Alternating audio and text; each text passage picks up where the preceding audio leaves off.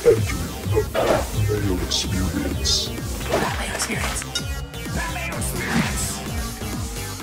Mayo Experience. Experience.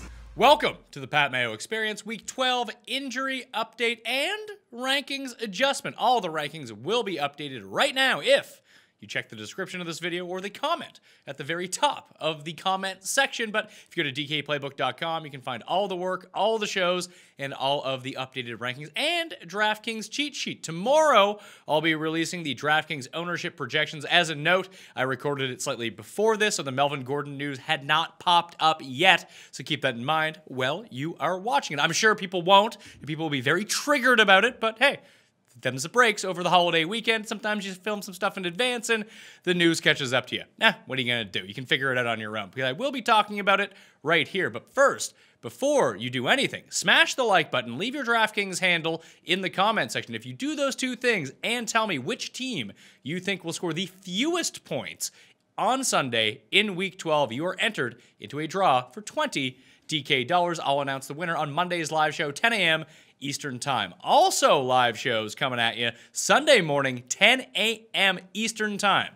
YouTube, Periscope, Twitter, Facebook, doesn't matter. The DK Live app, you can watch it all on there. Ask your questions. It'll be myself, Cust, and Garion breaking down all the games, all the injuries, all the rankings, all the bets, and then we'll be taking your questions for the final 40 to 35 minutes or so. Whatever we can jam in, we will get to your questions, and the sweat comes on at 11:30 a.m. Eastern Time as well, so you'll want to tune into that.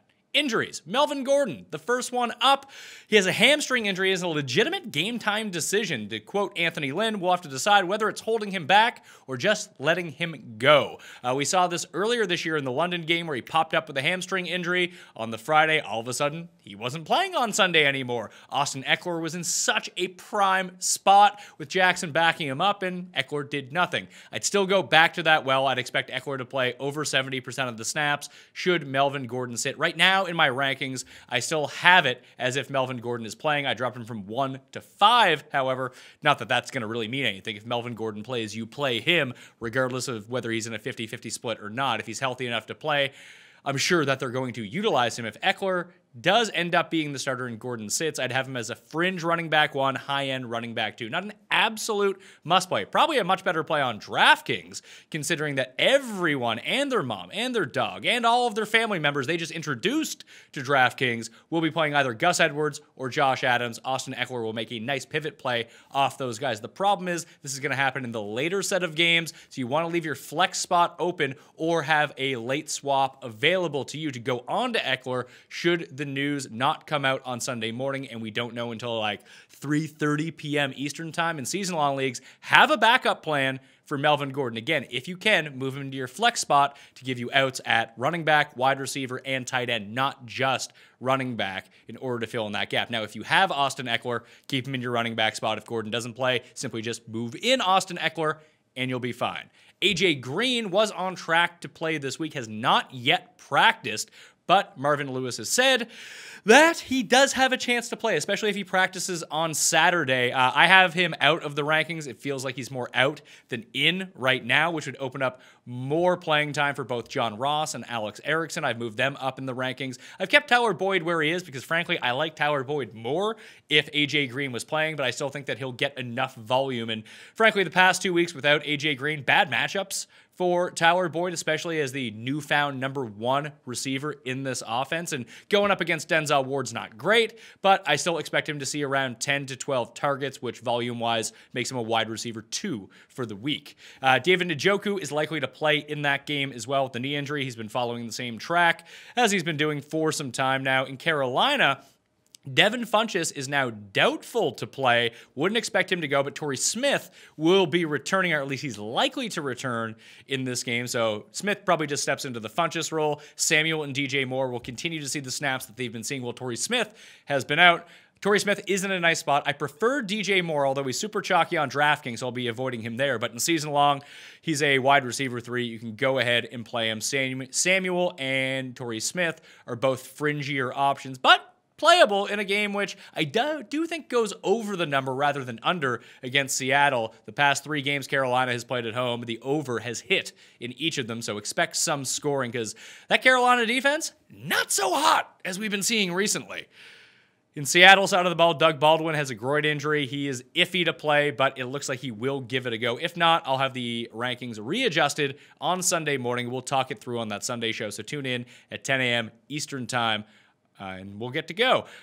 San Francisco, Pierre Garçon is out, which means more snaps for Kendrick Bourne and Dante Pettis, sorry. I prefer Bourne over Pettis, but Marquise Goodwin shaping up to be very chalky on DraftKings, but has directly inserted himself into that low-end wide receiver 2, high upside wide receiver 3 range for season long in a fantastic matchup against the Tampa Bay Buccaneers, and which is the highest projected point total game on the Sunday main slate. So as many pieces as you can get from that game, the better. Marquise Goodwin, we know, is the home run hitter. Kendrick Bourne could be a sleeper, though, although everyone's using George Kittle because that's, frankly, the move that you want to make. In Green Bay, Jimmy Graham and Randall Cobb both look like they may give it a go. It's going to be kind of crazy. I don't want to play Jimmy Graham either way. He's dealing with a broken thumb. He's going to have a cast on his hand, and he's required to catch passes. That doesn't seem like a great situation, even though Minnesota is very bad against tight ends. It's sort of the same thing with Randall Cobb. How healthy is he going to be with this hamstring injury that technically, you know, against the slot, against the Vikings, historically, Cobb's done quite well, but the only 2 receivers that I would want to start against the Vikings on the Green Bay side, Devontae Adams, obviously, and I'm still in on Marquez Valdez-Scantling. I think that you can play him pretty comfortably this week, although we know that he has no floor, but the upside is there to make a legitimate impact in your lineups this week. New England, Gronk is good to go. I have no faith in Gronk, but if he is your only option, there are some better options out there. So to hit the rankings, like I would start Cameron Brate over him, to be perfectly honest with you. I feel like that floor is a little bit safer, although not the safest still with Cameron Brate with O.J. Howard out. However, with Gronk, you know, if he could definitely have 5 for 50 and a touchdown, even if he's like 75% healthy in a nice matchup against the Jets. So if you have Gronk, you probably do play him. DraftKings-wise, he's a bit pricey, so you can pay up for Ertz or Kittle or just pay down at the position. It's not recommended that you just go to Gronk unless you're trying to play the outlier Gronk game. You bank on that health that he's all the way back, but frankly, I just don't think he is. Tom Brady also missed practice on Friday, but betcha he's going to play, so I wouldn't worry too much about Tom Brady in this matchup. In Oakland, Doug Martin thought he wasn't going to play. It looks like he is going to play against the Ravens. Don't like him, but that really curbs the upside for Jalen Richard. I still prefer Jalen Richard. Standard, PPR, DraftKings, doesn't matter because as 10.5-point underdogs in this game, on the road, expect Oakland to be in catch-up mode the entire time, especially with a vicious pass rush coming at them. The Ravens top 10 in adjusted sack rate so far this season, so expect a lot of dump-offs to Rocket Richard. He's probably the best play on the Raiders side of the ball, maybe the only guy that you can play on the Raiders side of the ball, because I was kind of digging Marcel Aitman just a little bit, but it does appear like Jordy Nelson will return this week as well. Can't play Jordy. I'd still play Aitman over Jordy, but frankly, you probably don't want to play either one of them. For the New York Jets, Robbie Anderson was upgraded to questionable on Friday after being doubtful most of the week. Got into limited practice. He could play this week. I prefer him the least between Curse and Enunwa. I go Curse, Enunwa, and then Robbie Anderson. But with Sam Darnold, out of this game again with a foot injury, there has been a connection in the past between Josh McCown and Robbie Anderson. And frankly, if Robbie Anderson's like even 85% healthy, and he plays, his speed poses a gigantic problem for this slow New England defense. So expect the Jets offense to be looking a little bit better coming out of the bye week with Josh McCown than it did the week before against a very stout number 2 ranked Buffalo Bills defense. We know the Patriots defense, not great, and then we'll be in passing situations for the majority of the game as 9 or 10 point underdogs with the Jets. So I actually don't mind some of the Jets' plays this week in the passing game. For Baltimore, Joe Flacco is out. Lamar Jackson is starting. I have him projected to be the highest owned quarterback on DraftKings because he brings Tim Tebow value. All them rushes, so valuable from a quarterback. I don't know if they're going to continue with that game plan once again like we saw because teams might be a bit hip to it. But hey, the Raiders a bit behind the curve, so you probably can run it all over them again. I would project Lamar Jackson around 15 to 25 carries in this game, but you might get lucky and he might air it out a few times. Tight end-wise, Nick Boyle, Jack Doyle, Nick Boyle, Jack Doyle, whatever it is. It's Nick Boyle, Jack Doyle. Nick Boyle is probably the one tight end on the Ravens. You can play if you want to. It's not recommended, but Oakland is the worst team in the league per DVOA against the tight end position. With Boyle, he was blocking a lot because the Ravens were running so much, but being on the field, and was second on the team in targets with Lamar Jackson last week against Cincinnati.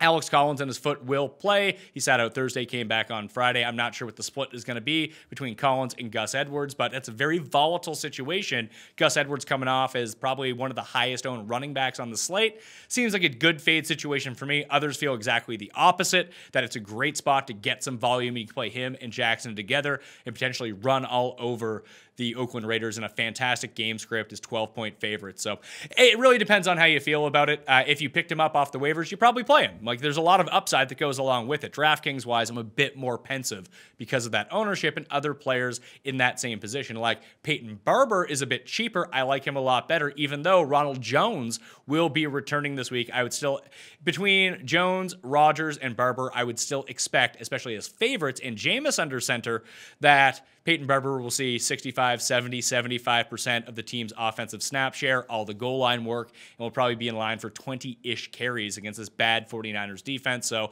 I still prefer Peyton Barber, all those guys. I think he's a very nice play this week. In Arizona, Chad Williams is out again for the third straight week. In Miami, Devontae Parker and Danny Amendola were limited all week, but they're expected to play. Kenyon Drake has been lifted off the injury report. Very sneaky DraftKings play in a game where the Dolphins might be passing a lot. That would put him on the field more than it would Frank Gore. And then Ryan Tannehill has also been taken off the injury report. He will play Sunday against the Colts. In Jacksonville, in Buffalo, DJ Chark is out for Jacksonville. Charles Clay is probably going to be out. He's doubtful right now. Hasn't played in a while with a hamstring injury. He's probably not going to go for the Bills. But Josh Allen will return under center in a bad matchup against this Jags defense, which turned the switch a little bit last week. Looked a bit more like that Jacksonville defense that we remember. Will they travel well in the cold to Buffalo? Doesn't matter, because the Bills still have one of the most inept offenses in NFL history. And that's even after dropping 41 on the New York Jets before the bye. So don't buy too much into the Bills' offense.